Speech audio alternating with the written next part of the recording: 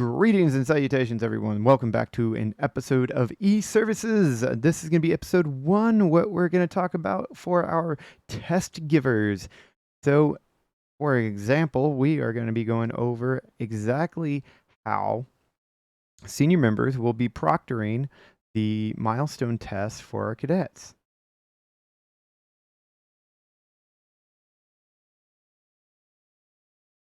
So, to kind of set your scenario up a little bit, we're going to make sure that you got your cadet already in front of you. They have their login information, their login password. They know how to get on eServices right there in front of you, and no problem. So obviously, we're looking at a commander's view of the eServices program and what that looks like from this perspective. Now, some of you guys have noticed recent videos, the screen orientation's a little bit off. I do have an ultra-wide gaming screen that I am sharing from, so forgive me. Don't mean it to be so off-skew. But that said, this was a video made earlier, and it was kind of cringy. So we're going to make it a little bit better. But yeah, you're going to have your cadet. They're going to log in, and you're going to direct them to get to the learning management system down to cadet programs milestones. So they're going to stop short of access, scroll down the page, and then go into the cadet programs milestones. So how they get there. In case you're a first-time testing officer and you haven't done this before, that is fine. That is why we are here to knock this out together. So you're going to go up into the menu. You're going to go down to online learning, down to the Access Learning Management System. And this is where they're going to stop short. So you're going to make sure that they're going to go find the cadet programs milestones. So here we are, cadet programs milestones. This is going to look a little different on different screens, but in this example, the cadet will be taking the Wright Brothers milestone test. So leadership and drill exam is required for this. So Wright Brothers milestone, you'll open that bad boy up. And then the following is required before starting this test. Cadet achievements required. Achievement 3 has to be complete. This exam evaluates your achievement in leadership. It consists of 2 parts. Part 1, you will be asked 30 multiple choice questions based on Learn to Lead Volume 1, Chapters 1 through 3, and the related sections of the CAP Drill and Ceremonies Manual, AFMAN 362203.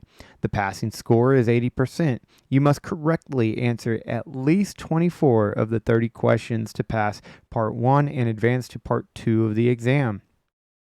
During Part 2, you will be tested on your ability to correctly perform 20 drill commands. For each command, your performance will be evaluated as satisfactory or unsatisfactory. The passing score is 80%. You must receive a satisfactory on at least 16 of the 20 drill commands to pass Part 2. When you pass both Parts 1 and 2, you will receive credit for passing the exam. This is a closed book test. That means testing officers, they should not be looking at any of their books. They should not be looking at the writing on their hands or on the pencils or whatever they've managed to cheat with and are trying to cheat. Integrity is key to this. It is a cumulative test, as mentioned in the Part 1 section here, where it will go over Learn to Lead Volume 1, Chapters 1 through 3. So, with that said, they need to not discuss the contents of this test with any cadet who has not already passed it. So that all in all, number of questions is going to be 30. You need an 80% to pass, and there is no time limit. So they can take their time on this test. Now, there is going to be a little piece here that says proceed to next, and that proceed to next will pop open a pop-up screen.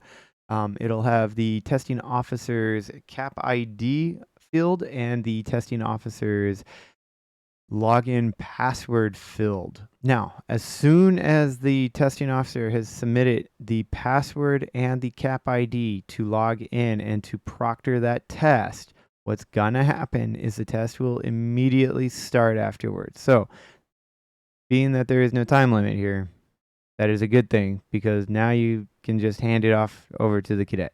The cadet needs to be logged in as the base source of this website, and then you're just using it to unlock the exam for them. If they do not pass this test, they have to wait 7 days to take it again, or at a minimum of 7 days to take it again. So, all in all said, that is the piece and key of that a test. So yeah, if you have any questions, make sure that you're setting up the environment for the cadet to be testable. And when I say testable, I mean you giving them as much quiet as you can to give them the ability to think on the questions, because some of these questions are very difficult and shouldn't be taken lightly. Also give them a comfortable study area, such as being able to sit down in a seat, have a desk, proper ergonomics. It's not too cold, not too hot, not too loud, and not too quiet. It doesn't have to be exactly air conditioned either, but as long as it's not miserable conditions for the cadet to execute their test. All right, so that was a quick 6.5 minutes of tutorial on how to do that.